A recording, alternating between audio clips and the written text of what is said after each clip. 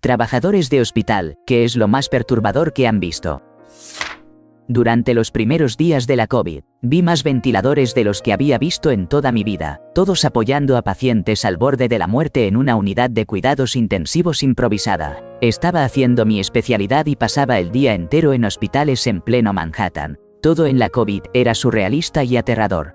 Camiones refrigerados llenos de cuerpos sin vida, los códigos de emergencia sonando cada 20 minutos cuando normalidad apenas se registraba uno por semana, y esa extraña experiencia de familias, agradeciendo a médicos como yo por arriesgarnos mientras sus seres queridos morían solos, ahogándose en sus propios pulmones, llorando a través del teléfono porque, ¿qué más podíamos hacer? La imagen de esos ventiladores era desgarradora. Representaba el caos, la incertidumbre y el miedo que llegaba hasta lo más alto. No había sabios a quienes recurrir que nos dieran consejos basados en la experiencia. Era todo tan nuevo que nadie tenía respuestas, soluciones, ni siquiera una forma clara de evitar que la gente sufriera. Nos comunicábamos en foros con médicos de todo el mundo, compartiendo estrategias que habían probado ser útiles, ya que no teníamos literatura de referencia. Saber que esos aparatos eran lo único que se interponía entre esos pacientes y la muerte, y que normalmente esa sala era un área de recuperación para 6 a 8 pacientes en máximo. Pero ahora albergaba probablemente a 25, ninguno de ellos postoperatorio porque las cirugías prácticamente se habían detenido. Más la incertidumbre de que había decenas en la sala de emergencias esperando que alguien muriera para que un ventilador quedara disponible, era aplastante y aterrador. Y todo eso cambió algo profundo en mí para siempre. Lo curioso es que ese periodo fue mucho más corto de lo que parece. No pasó mucho tiempo antes de que se identificara la acitromicina como útil para la infección pulmonar, luego el remdesivir, junto con la aparición de pruebas de laboratorio que podrían predecir enfermedades severas y así priorizar a aquellos pacientes que necesitaban tratamiento. Pero era tan surrealista saber que los pacientes conectados a esos ventiladores, muchos de los cuales fallecieron, eran las fuentes literales del conocimiento que se transformó en vacunas y medicamentos como Paxlovid. Esas semanas, entrando al hospital cada día, conscientes de que llegaban más pacientes que necesitaban nuestra ayuda y sin saber realmente qué ofrecerles, y que algunos ya estaban más allá de nuestra capacidad para ayudar. Fueron tan desmoralizadoras y traumáticas que todavía no he vuelto a ser el mismo médico que era antes de la pandemia. Era mi primera noche como asistente de enfermería.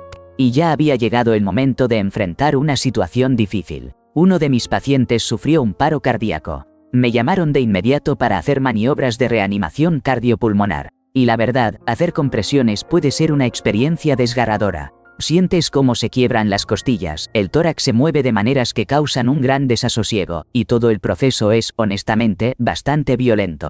Pero lo que realmente me impactó en comparación a otros códigos que había presenciado durante casi 8 años fue que este hombre estaba consciente. Mientras yo empujaba con todas mis fuerzas sobre su pecho, él intentaba alejarme. Las compresiones son increíblemente dolorosas y lo vi aferrarse a mis muñecas, tratando de empujarme lejos de él, mirándome con desesperación. Pero si parábamos, veía cómo la vida se desvanecía de sus ojos, como una llama devela su luz. Así que teníamos que seguir. Unos minutos después, le administraron un sedante y un paralítico para facilitar la intubación, y así ya no siguió la lucha. Intentamos durante casi 1 hora, pero no pudimos traerlo de vuelta. Sin embargo, 10 años más tarde, todavía recuerdo con claridad la mirada de dolor y pánico en los ojos de ese hombre mientras me miraba durante los últimos momentos de su vida.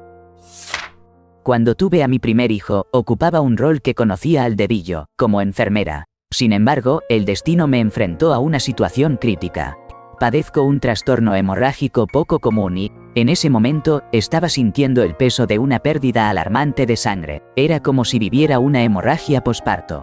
Lenta y silenciosa, mientras el doctor, distante y ausente, parecía no querer hacer nada al respecto. Era el tercer día después de dar a luz y mi hemoglobina había caído a niveles preocupantes, marcando 5.2. Simplemente ponerme de pie era una tarea titánica. Cada intento era una lucha contra la pérdida de la conciencia.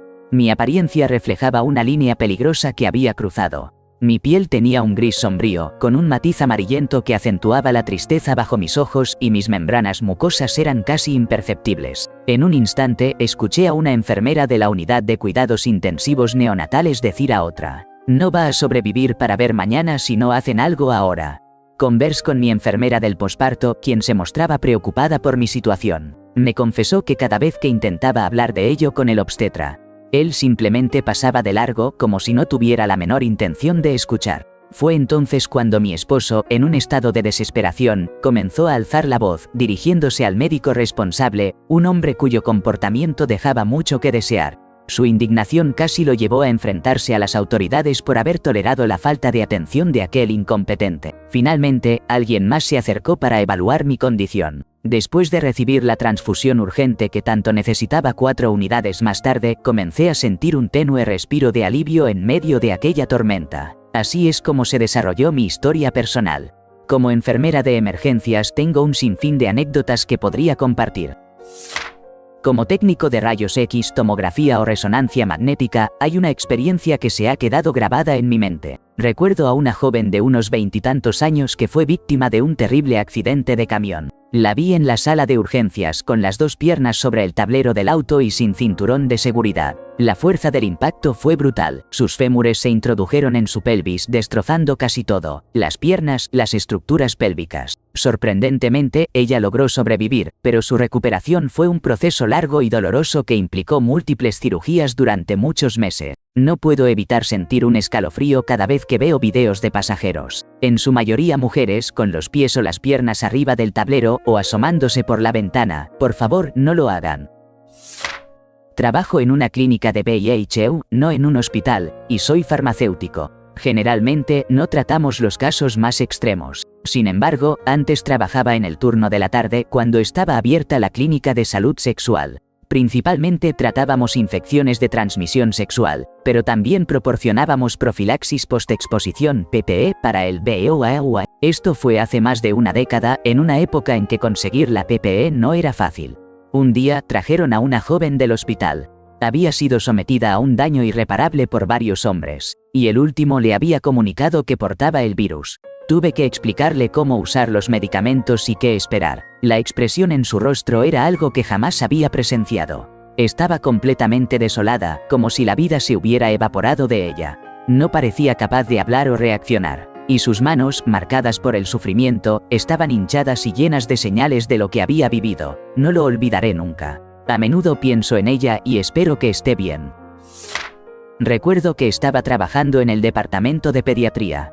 Y como siempre, el ambiente estaba bastante agitado. Estaba concentrado en registrar a los niños y sus familias lo más rápido posible. En medio de ese mar de bebés llorando y padres angustiados, noté a una madre que sostenía a su niño de 4 o 5 años en sus brazos. Ella estaba en un estado de asombro, como si hubiera llegado corriendo y de repente se hubiera encontrado en medio del ajetreo, buscando un asiento vacío. Acunaba a su pequeño, que se veía inmóvil, con una expresión en el rostro que jamás olvidaré. Era como si su luz se hubiera desvanecido, así es como lo describiría. Interrumpí a la familia que estaba frente a mí y le hice una señal para que se acercara. Logró expresar entre sollozos que su hijo había sido impactado por un auto que retrocedía, y empezó a llorar desesperadamente, suplicando que salvaran la vida de su bebé. Llamamos a Código Rojo y apresuramos al niño hacia una cama de trauma. Yo no soy enfermero, así que no participé en las maniobras para salvarlo, pero me sentí aliviado de haberla visto en esa sala de espera tan caótica. Desgraciadamente, no sé qué pasó con su hijo, porque el turno se convirtió en un verdadero caos y, cuando finalmente terminé, solo quería correr hacia mi auto. Ya han pasado más de 7 años desde esa experiencia y jamás olvidaré el estado de asombro ni la expresión en el rostro de esa madre. Por cierto, creo que es justo decir que todos los trabajadores de salud recuerdan al primer paciente que vieron partir. El mío fue un hombre robusto y embriagado que había sido expulsado de un bar en el centro. Cayó y se golpeó la cabeza contra el concreto, quedando inmediatamente inconsciente. Recibimos la llamada de que estaban realizando maniobras de resucitación y que el paciente sería llevado directamente a la sala de trauma. Era una de mis primeras guardias nocturnas y corrí con el papeleo a la sala de trauma. Me quedé cerca del trabajador social en la parte de atrás de la sala para no estorbar. No pasó mucho tiempo cuando el doctor decretó el tiempo de la muerte y recuerdo que quedé atónito. ¿Eso es todo? ¿Esto es lo que mencionan en esos programas de urgencias? ¿No había nada más que pudieran hacer? Regresé a mi escritorio y le comenté a mis compañeros en entrenamiento que él había fallecido. Recuerdo lo despreocupados que estaban mis colegas, mientras yo solo pensaba en lo frágil que es la vida. Esa persona, asumo que salió a tomar unas copas, definitivamente no imaginaba que sería expulsado de un bar, y mucho menos que su existencia se desvanecería pocas horas después. Perdí el sueño y lloré mucho por esa situación. Ahora tengo más de 12 años trabajando en el departamento de emergencias y he visto pasar muchas vidas. Siempre me siento honrado por lo increíble que es nuestro equipo y por lo únicas y vulnerables que son todas las existencias. Es un trabajo difícil, pero me siento privilegiado todos los días de poder ser parte del camino hacia la salud de cualquier paciente, incluso si todo lo que hago es recopilar su información y darles pulseras. Tenía un paciente con cáncer de piel que no había recibido tratamiento debido a su enfermedad mental. Esta condición había atacado su cabeza y venía a consultas para el manejo del dolor, solo para irse en contra de nuestra recomendación. Tenía una parte del cráneo desaparecida, justo encima de su ojo, como si alguien le hubiera cortado la cara. En su última visita, llegó con larvas en su herida. Era tan grande que su ojo se estaba desinflando y estaba drenando líquido cefalorraquídeo por todas partes. Podías ver su cerebro pulsando, ya que la enfermedad había atravesado su cráneo y la dura. Algo curioso es que antes, el olor era insoportable, un hedor a carne en descomposición. Pero una vez que aparecieron las larvas, se comieron la piel muerta y el mal olor desapareció. A pesar de esto, él no dejaba que le sacáramos las larvas y eventualmente, estas también murieron. Estaba en cuidados paliativos y hubo una gran reunión de ética. Porque se levantaba mucho, era muy inquieto y representaba un alto riesgo de caerse. Si llegaba a caer, su situación sería crítica, ya que no había protección para su cerebro. No estábamos dispuestos a restringirlo, así que simplemente corríamos cuando sonaba la alarma de su cama. Intentamos con un cuidador, pero él finalmente falleció en paz. Y la verdad, me sentí aliviado por él, porque hay cosas peores que la muerte, y esa era una de ellas. Tenía una paciente de 30 años que recién había aceptado un trabajo como maestra. Estaba emocionada por el comienzo de esta nueva etapa. Pero, de repente, comenzó a tener un dolor de cabeza. Resultó ser un aneurisma. Todo iba bien hasta que su estado se deterioró drásticamente y ya no pudo respirar. Tranquilamente, le dije que todo iba a estar bien, que su mamá llegaría más tarde y que yo no dejaría que nada malo le sucediera. Le expliqué que la íbamos a sedar para ayudarla a respirar un poco mejor. Desafortunadamente, 5 días después falleció. Estaba tan inflada por los líquidos y los medicamentos que no podría decirte cuánto pesaba. Ya no parecía la misma persona. Recuerdo que tenía 12 bombas funcionando al mismo tiempo, administrando medicamentos para estabilizarla, electrolitos y diuréticos, pero aún así, no pudimos salvarla. Yo fui la última persona en la que ella se fijó, la última con la que habló. Y le prometí que iba a cuidar de ella. Aún puedo escuchar a su mamá gritando. Esa imagen sigue marcada en mí, me traumatiza hasta el día de hoy. Ella fue mi primer paciente que atendí por mi cuenta. Aunque mi preceptor, con 20 años de experiencia, estuvo a mi lado durante todo el proceso, no había nada que pudiéramos hacer, fue una tragedia. Su rostro se queda grabado en mi memoria. Soy enfermera, pero esta historia ocurrió fuera del hospital. Durante varios meses, hice visitas a domicilio 5 días a la semana para atender a una paciente que vivía en una casa de acumuladores. Imagínate el panorama: infestaciones de insectos, heces de animales por todo el suelo, comida en descomposición y, para colmo, maggots recurrentes en las heridas de la paciente. Esa casa tenía un olor que se te quedaba grabado en la nariz. Y aunque han pasado años, aún no logro desprenderme de él. Era tan abrumador que después de cada visita, me veía obligada a limpiar mis zapatos con un trapo de cloro para quitar las heces. Me partía el corazón. La familia se negaba rotundamente a aceptar ayuda externa de servicios sociales o cualquier otro tipo de asistencia. Y al ser plenamente competentes, no había nada que pudiera hacer yo, ni los servicios para adultos ni el equipo médico. Pero créanme, lo intenté con todas mis fuerzas. Tuvimos muchas conversaciones sinceras sobre cómo su entorno podía estar afectando la salud de la paciente. Hablábamos sobre las consecuencias negativas que ese ambiente podía tener. Pero nunca logré ayudar más allá de mis obligaciones como enfermera. Me importaba profundamente toda la familia. Cuando era niño, en 8º grado, viví una experiencia que me aterrorizó. Era un niño voluntario en un pequeño hospital local y me encantaba tanto que trabajé todo el verano. Había una anciana que gritaba «¡Ayud!» de manera constante, y las enfermeras sencillamente la ignoraban. Finalmente, les pregunté por qué nadie entraba a ayudarla, y me respondieron que estaba bien, que solo quería un cigarrillo. Me dijeron que podía entrar y ayudarla a fumar. Así que eso era lo que hacía alrededor del 50% del tiempo que pasaba ahí. Su familia nunca la visitaba. Al final del verano, me decía que estaba tan feliz porque su familia vendría a llevarla a casa el lunes. Yo me alegraba por ella.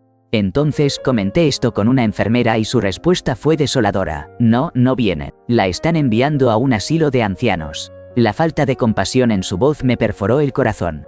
Cuando regresé ya no estaba y durante años me preocupé por ella. Aún hoy, con 65 años, la sigo recordando. Edición, corregí la ortografía. No era una stripper, jaja.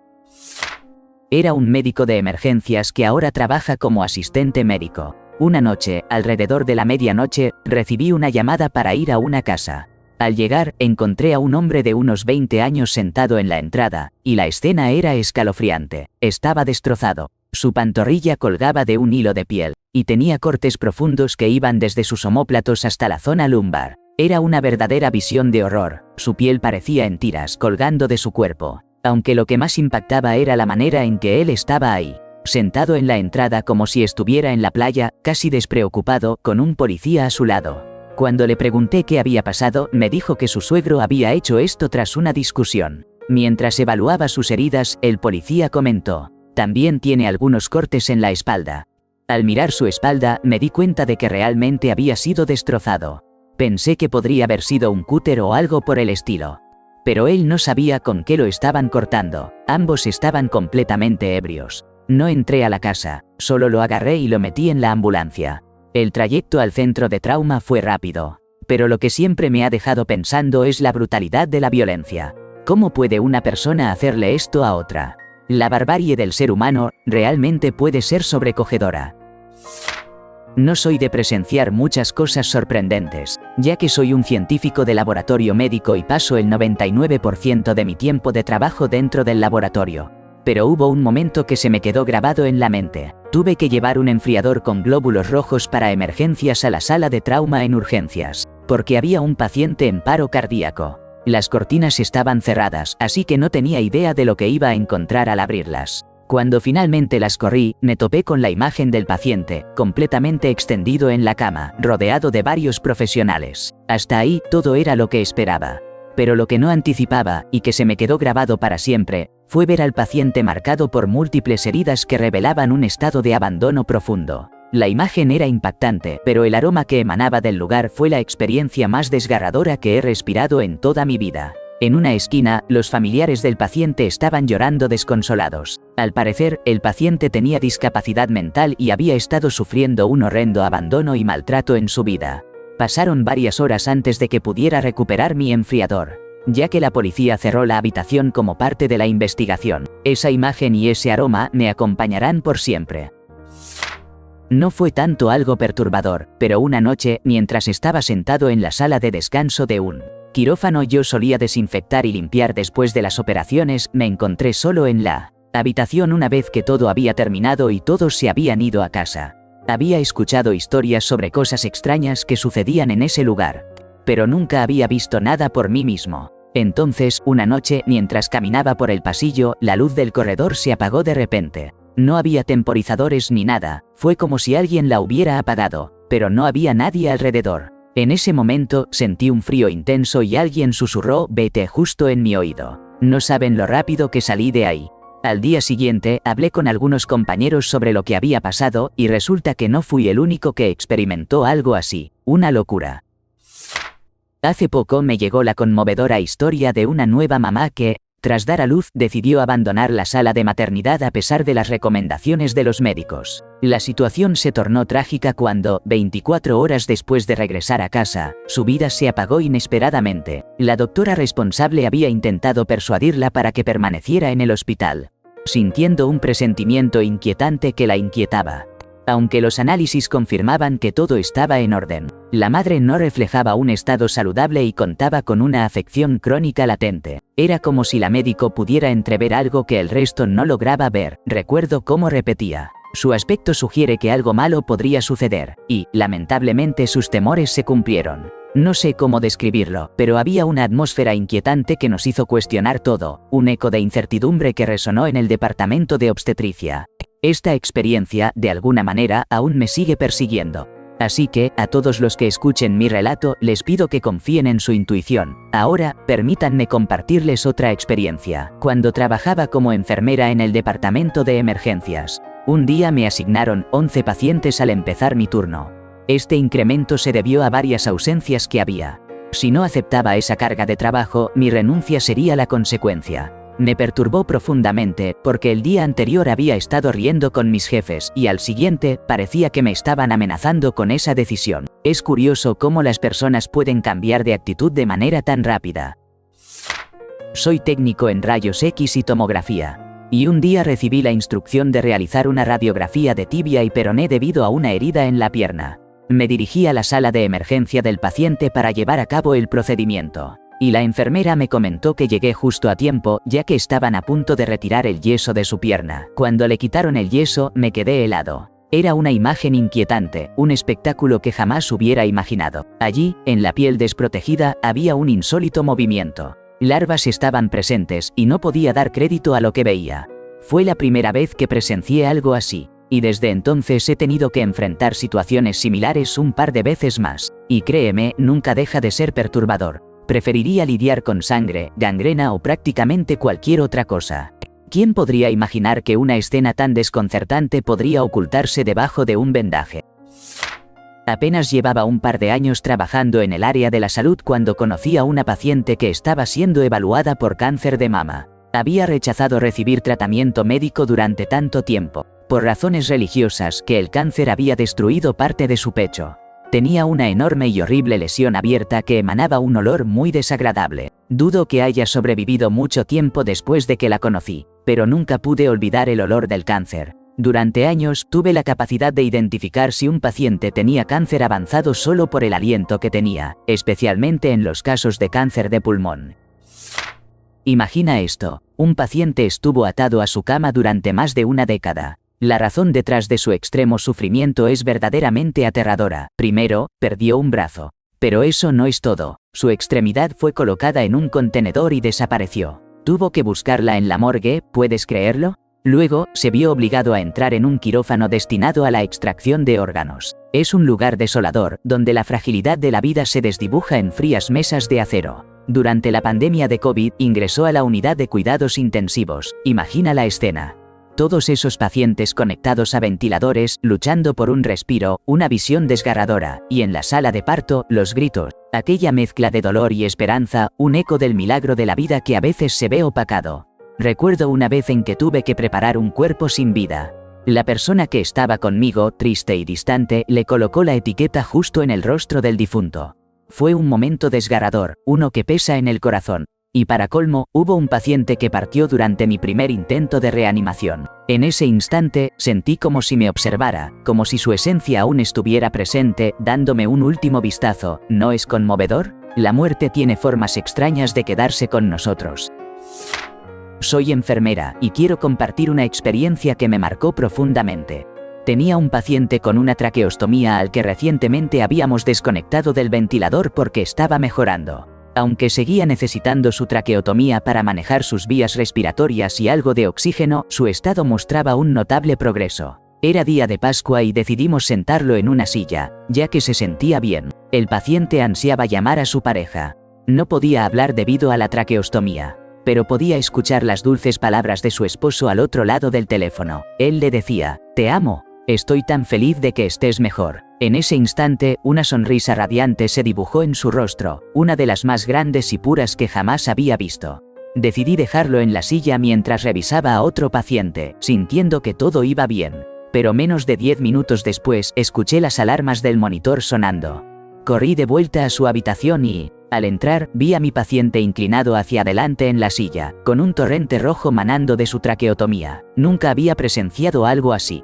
Con la adrenalina al máximo, junto a otra enfermera, logramos levantarlo y llevarlo de nuevo a la cama. Sin siquiera tener tiempo de ponerme el equipo de protección, comencé con presiones en el pecho. Estaba empapada en su sangre, pero a pesar de nuestros esfuerzos, no logró recuperarse. Aún hoy, no tengo idea de lo que realmente ocurrió. No hay nada que pueda preparar para un momento así. El eco de esa sonrisa y la desesperación de la situación permanecen grabados en mi memoria, recordándome la fragilidad de la vida y la magnitud de la esperanza.